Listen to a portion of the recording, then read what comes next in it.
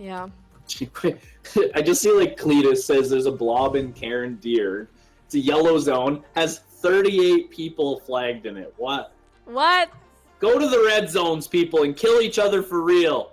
Tired of this yellow zone stuff. Get out of here. I'm tired of this. I'm tired of this.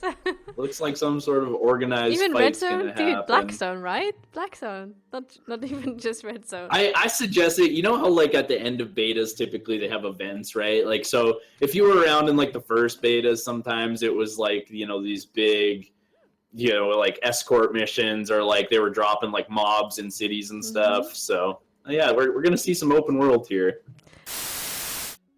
I think this is actually just like Nilfgaard against Nilfgaard in open world. I feel like these names are all Nilfgaard players actually, but I'm not 100% sure.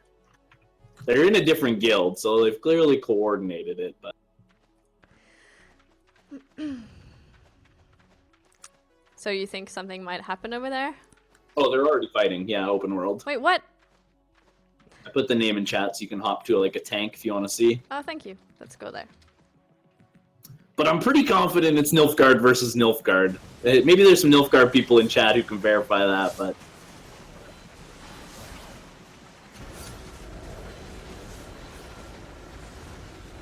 Wait, someone's asking a question. Many, many questions. Oh wow, yeah, this is a big old rock right now. Yeah, good luck. And it's yellow zone, right? So you know they're not going to die or anything. So I'm pretty sure it's just Nilfgaard practicing against Nilfgaard.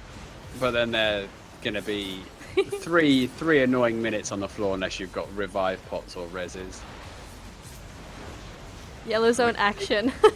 We That's what you guys wanted. We can see the power of the shield boots in these situations, though. Like, absolutely, just everyone gets shielded up constantly in these big Zerg fights. So many people are running them. It's insane. But it does look like Nilfgaard official are getting pushed back a bit here by the Jock. Better AoEs, good initiate as well. Deep Sleep goes down. Hungry Ghost is just waiting to get that big flail route, and Mr. Zilla, we shall call him, won't be going anywhere fast. He goes down as well. Yeah, Nilfgaard getting run over. Oh, big hammer smash there from Archibald, combining with the Frost Staff, the Hoarfrost Staff Snowball.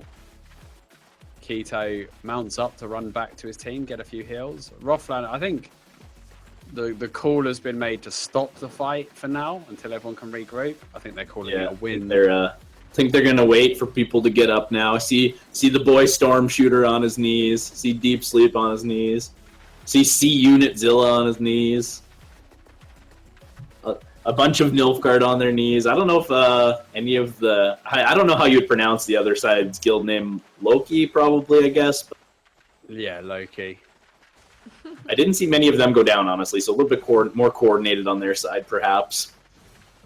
I also saw they had a small flank group with like Ramses waiting off on the side. After their initial push, they rejoined, so it's kind of good to see. Some small-scale tactics that, should the Black Zone blobbing mechanic change and we just get like the radius overview, you'll still see that stuff in Zerg vs. Zerg. That's what I like to see. Yeah, it's quite a good change, really, because it allows, you know, little breakaway packs and stuff like that to actually have an effect. Whereas now you see, because you see the exact location of players, it's a bit pointless, isn't it? Because as soon as small-scale tactics lost on that for sure. As soon as the 5-man flank team goes near the other Zerg, they all appear on the map. See, we've got the enigmatic staff in play.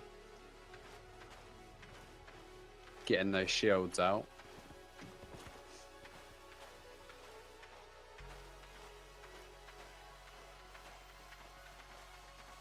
What's the name of the one that does the big purple trough of speed? Because I feel that that's a really powerful tool in these big Zerg battles. I'm trying to think of the name. The Hell Artifact one. Let's see if I can find out.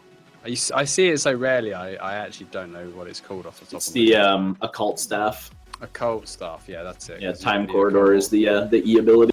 Yeah, it's amazing for chasing people down that are trying to run. It's so big and such a big boost as well. You know, if you've got a team on the back foot and you all pile into one of them, you just run them down so easily. It's pretty hilarious to watch a Great Axe whirlwinding down that with their sprint on. Like it's like Mach 10, just flying across your screen. It's pretty funny to watch.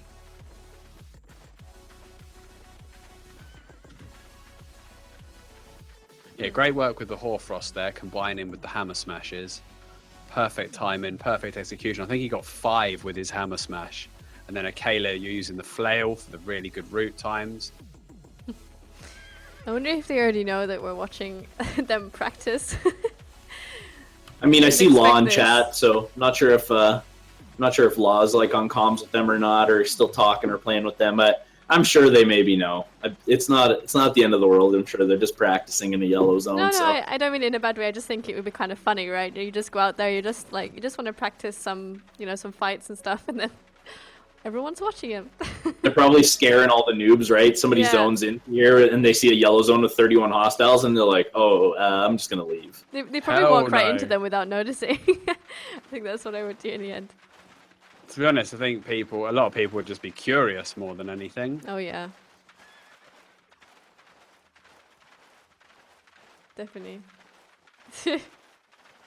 Okay, so yeah, we've got double flails on the front line, Hungry Ghost and Akela. So they're really, really valuing that channeled route, aren't they?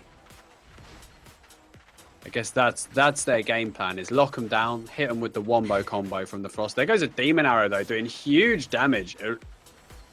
Lock almost went straight down to that Demon Arrow. He was below a 3rd health. Pillar going to hit Storm Shearer. He has actually gone for the tanky Frost Arcane, but here comes Akela with a big engage. Nice pierce across. Oh, some passers-by have been hit. The skulls have appeared, and the reputation is going to be lost. There we go, some big areas. And it looks like the guys from Nilfgaard, Bloodsmart and Stormshooter, are completely caught out of position. They're not going anywhere. The healers are doing their best to keep them alive, but they both go down once again. And at the other side, though, Vrick massively overcommitting, along with Baphos. Baphos manages to maybe survive. He's burning, but he is being healed. But Vrick does pay with his life. Bit of a misplay there. There we go, another black hole into massive snare, but there isn't the follow-up. Oh, there goes the big Hammer Smash. There's some big curses as well. Deep Sleep in a lot of trouble. He needs heals. Bandika at the back, the nature staff, has got a lot of work to do, along with Meridia, the other healer. Looks like Czilla as well is one hand Holy Desperate Rare. Funny Grave is very low. He's just about saved, but this time the pressure comes in on the healer. Windwall trapping a load into the middle. A blink and snare from Thomas Sayo. And actually the Loki guys lost quite a few this time as well. It looks like the fight is still going on. It's fairly even right now. No, I think they're going to reset it here. I like watching Ramses just get beamed on the one-handed crossbow and drop exploding shot onto someone who then ran into their backline. Like, yeah, just laughing all the way to the bank on that one. He's like, "Yeah, that's right. You go back there. Just do work." Thanks for the freebie. Yeah, thanks for the kills, buddy. Appreciate it a lot. This one thing I do like about these bigger scale fights, and kind of appeals to me about the 20v20, is there's a lot more room to do different combos and to have different elements to your composition. You know, I find the 5v5 quite limiting in that way. Yeah, I mean, like, open world content has the potential, I guess I would say, for larger range of composition and, you know, like some niche play as well. Like, if you look at, like, Polehammer is a good example, I guess, if you want to look at it. So Polehammer originally had a wider radius on its stun. So you'd see it prevalently in GVGs because it could stun like the entire staircase on the way up. Super long range, right? You'd see it all the time. Stun radius gets kind of decreased a little bit. It narrows the spell. Now it slows if they're not centered, stuns if they're centered. So you see it fall out a little bit. But in open world, ZVZ is like a great place where you watch it happen, right? If the boy Ironside's in chat, he'll appreciate, like, someone drops like a black hole into you know, like a Polehammer stun, or any sort of like decent Polehammer stun across like a way is going to catch a lot of people. So you just have an ability to play something that you probably wouldn't typically play in a GVG, but still be as effective as is required in open world. The only issue is obviously you have to grind something that isn't as viable in other formats, which is a bit depressing to say the least. I would think. Yeah, I mean, like, I'm sure if that's something like there was a discussion in Discord today about like how well you could fare, you know, as PvP skill based. I would say like a strong, like if we're using the Polehammer example, a strong Polehammer player is still going to make a difference. You could still run them in a GVG or a Hellgate, no problem. You just have to play with that mentality in mind. So I don't think there's a lot of weapons in the game presently that I wouldn't take in almost all situations. Of course, there's like a few that are, maybe need like a buff or some balancing or a complete rework or something like that. But, typically if your comp is strong and you have good synergy, that's what's most important. After that, what the actual comp is and the weapons, you can kind of make that stuff work as long as you're building it as a group. You see it frequently in various GVGs or people who are willing to push the meta a little bit. That's how we got to this meta, right? Almost like at the beginning of beta, there wasn't that many people running around with Clarent Blade. Now it's everywhere. So you see some progression through like the meta, people who are willing to push it. There's probably a comp out there that's better than like the standard carrying collar, Clarent Blade, Fire or Curse. Just people aren't willing to try it. And the people who are willing to try it probably either not playing right now or they've grinded far enough that they're just playing like the standard meta against other comps, things like that.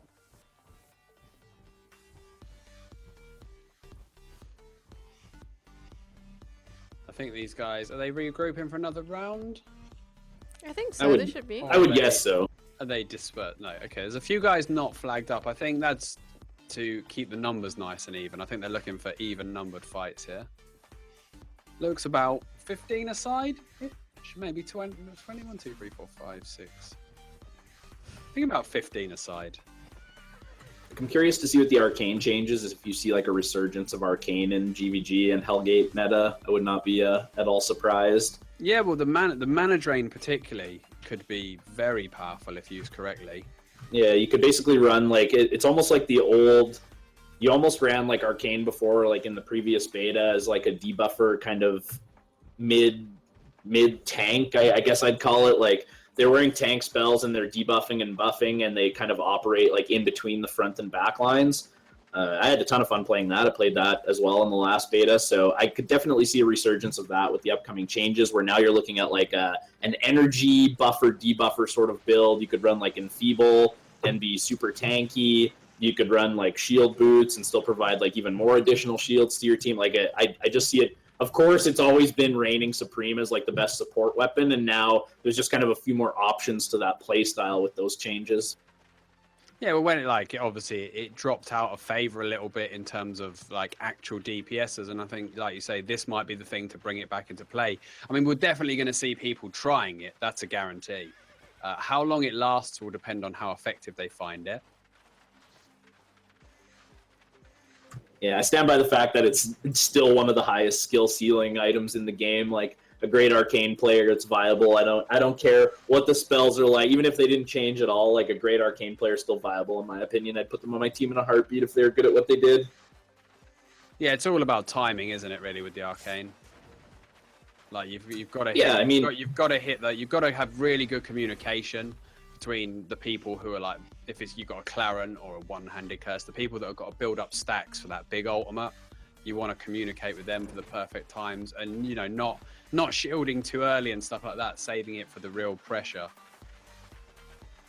Yeah, I think that the real strength from like any arcane player comes in cooldown management, not just your own, but knowing like communication-wise where your team's cooldowns are at, and then also tracking your enemy's cooldowns. You can shift the tide of battle so much by calling a play properly, regardless of like what skill level the teams are or what abilities they have. If you call the play properly and make the right decisions, it already changes that sort of concept. So if the arcane player is managing their cooldowns, they're paying attention to your cooldowns, your DPS is paying attention to their cooldowns and using their kind of abilities at the appropriate time when the enemy team's at a disadvantage because they don't have them, that's ideal.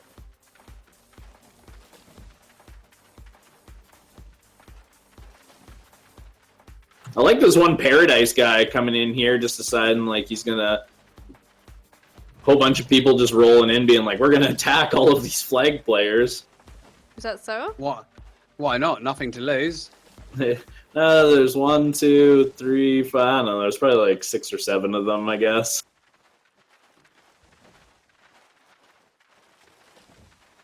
I hope they do.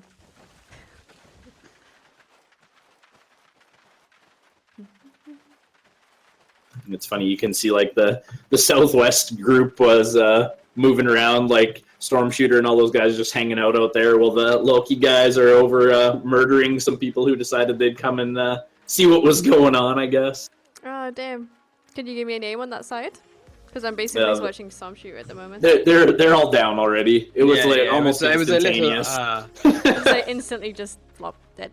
That's why they're Well, waiting around. You know what they say about curiosity. This case, it didn't kill them, but it did put them on their knees for 3 minutes. What do you think, chat? Should we go check them out on their knees? See what they're... We That's got how they're Quartzy. One of them's from Rosalia's guild. Let's go and have a look. Let's go.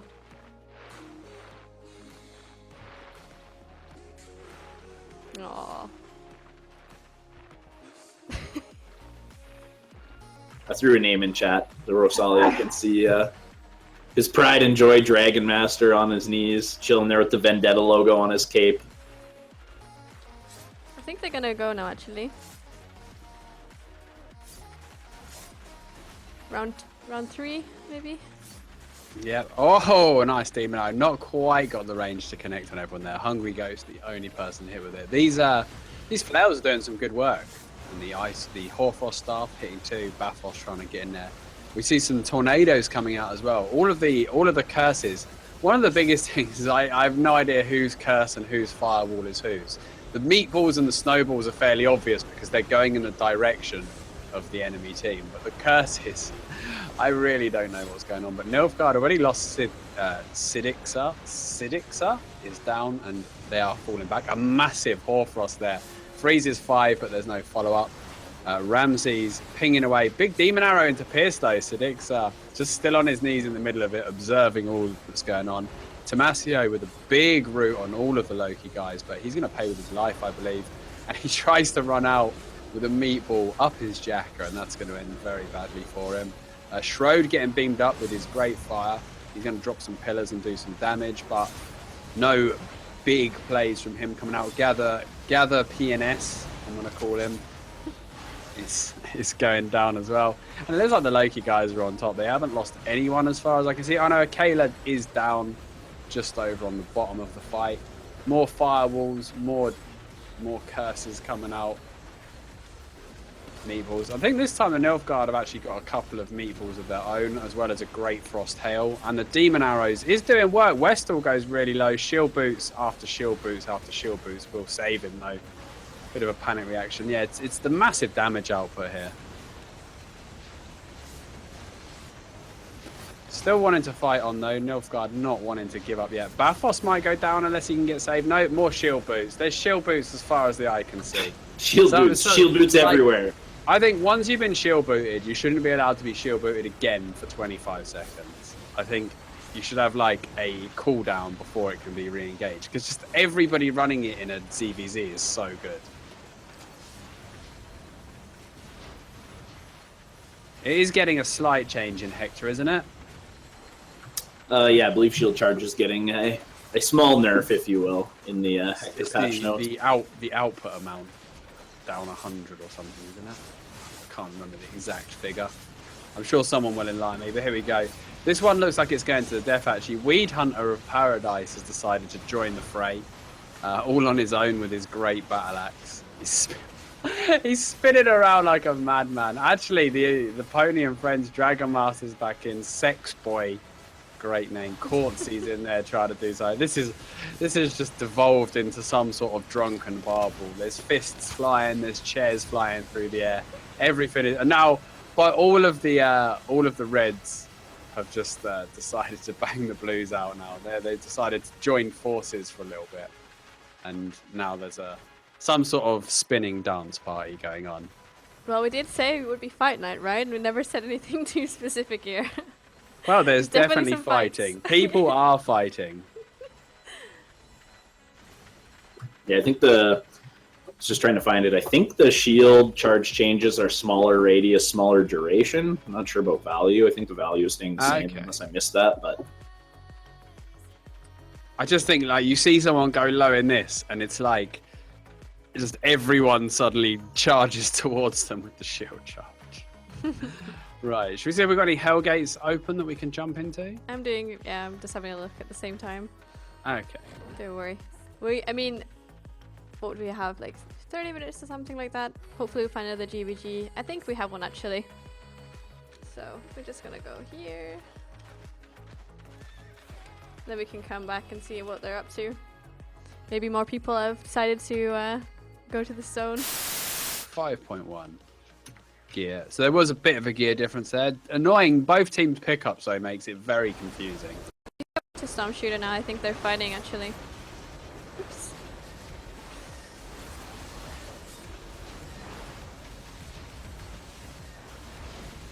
No, is that spelled differently? Yeah, it's a 3 instead of E 5 in the last one. What's going on, Costin? What's going on? There's a lot Well, of you know, people are killing AoEs. people. There's a smoke bomb in the back. There's wind walls in the front. There's AoE everywhere. Oh my Lanta. Demon arrows flying out. It's just madness. Tornado. Complete madness. It's Nilfgaard on Nilfgaard violence, though. I don't know if I can condone that. That's Nilfgaard are definitely on top of the Loki this time, though. Massive silence from Sig there, getting about 8 people at least. Arcane Beam on Ramses, though. He seems to be the target. This time, he has a longbow. He's not got his crossbow this time. So he's going to be using the rain of arrows, trying to rain down some strong damage. He's forced into his ice block, though. He's getting focused by 2 great curse staffs. He's not having the best time right now. There's a massive snare on the Nilfgaard guys, followed by a massive Hoarfrost. And is there anything else to go with it? There's a lad with a quarterstaff knocking everybody around. There's a double-bladed staff for Loki. Some great holy explosions. I have no idea who's coming out on top of this. I see Loki guys on the floor. I see Nilfgaard guys on the floor. Oh, somebody lost some rep, so something happened. And now the keepers have decided to get in there. The Bone Crushers, Druid, and the Berserker decided they want a part of this fight as well. They were inspired by the Rhinos last week. Indeed. Team Rhino for life. Man, smoke bomb looks so cool. And, everyone just gets silenced. Okay, yeah, it looks like the Loki guys are on the retreat here. Nilfgaard running them down.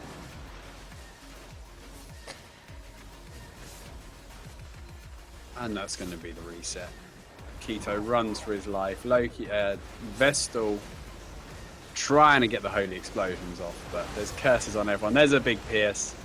Loki, L-Jock is going to go down. Mizrim.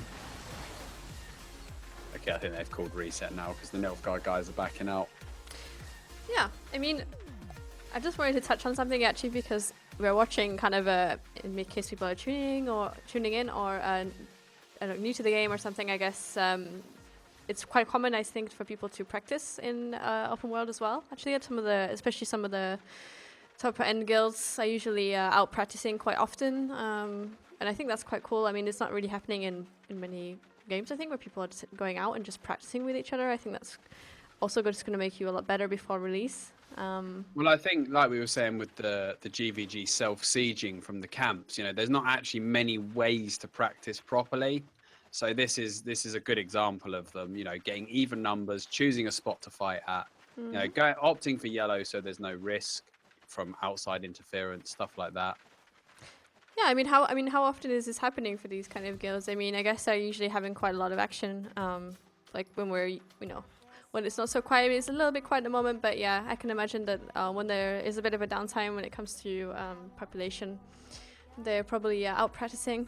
And the thing is, by doing something like this, you actually, you know, promote guild activity as well, because you've got things going on. You know, you're doing fights like this for 2 hours is actually quite fun. Yeah, Nilfgaard also just got done doing like an in-house GVG tournament. I think they had 17 teams or 19 teams or something like that. So yeah, so they're definitely like leading by example with ideas on how to keep your guild active.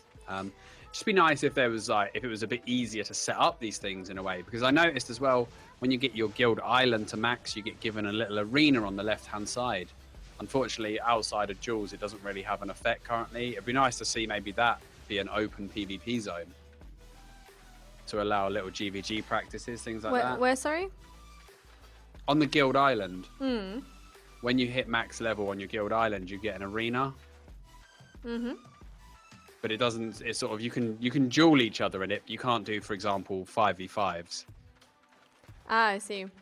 So it'd be amazing if that sort of had like a flagging circle, like you would see around a war camp or a hellgate, would be ideal for teams to practice. Yeah, I mean that could be quite interesting. I mean, maybe chat has an opinion on that as well. I'd be interested to know what other people think about this suggestion.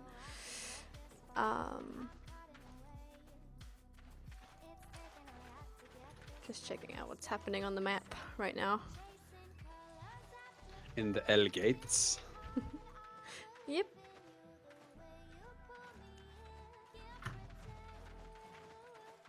Indeed. So what we have 25 minutes to go, I think. Yeah, 25 minutes until KDS and the Abyss, I do believe. Mm-hmm.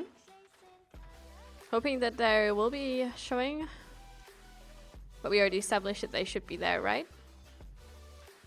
Yeah, I mean, Well, we've got presumably Abyss, we'll see Abyss someone Envy there. as well. And like we know for sure in 25 minutes, or at least most likely, like Lukac said, that there will be a team in Bowscale Fell from the Abyss. So whether or not Envy puts a team in Roast Corp Step to attack there, and then also the Abyss at the same time has to defend Rear Forest from. I believe the attack is from Kindlegrass. Is that the one that launches first on that territory? From, let's see. Oh no, from KDS. So it's from the war camp in that territory first.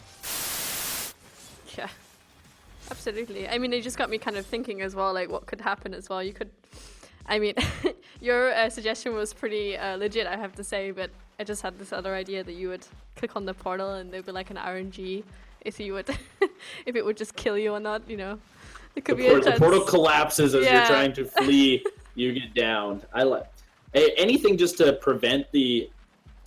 I don't think that hellgates should be considered like if you look on the forums and stuff, people even discuss it. It's like, oh, hellgates are like good fame. We go in, we kill some stuff, and we leave. It's like that is not what they're for. Like that should not be a promoted kind of aspect to them, in my opinion. Like you go in there to get loot from the emboss or fight. Like that's what the hellgate's for.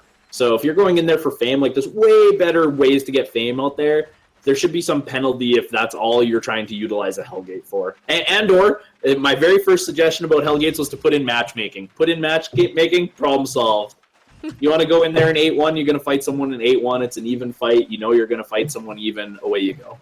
Yeah, yeah, indeed. But I mean, people are, I guess, going to also going to kind of expect that from the arena as well. That will come some more of a matchmaking. I don't actually know details. We're still working on it and stuff as well, but I can imagine we can see some sort of matchmaking, and that's something that's quite interesting for the game.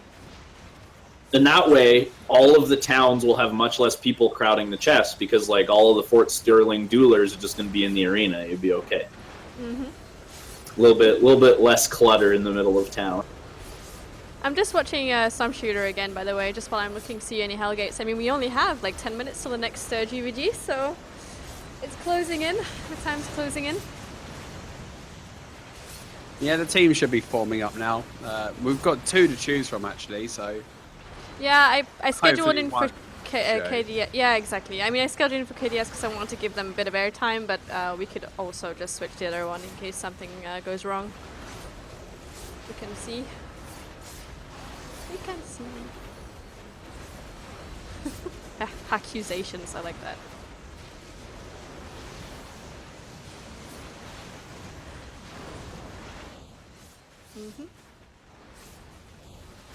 Where did the music go? Where did the beats go? Oh my gosh. My Chrome keeps crashing today. Needs more RAM. I think Chrome I need always some more needs RAM. more RAM. Chrome, I've never experienced this before. It's letting me down.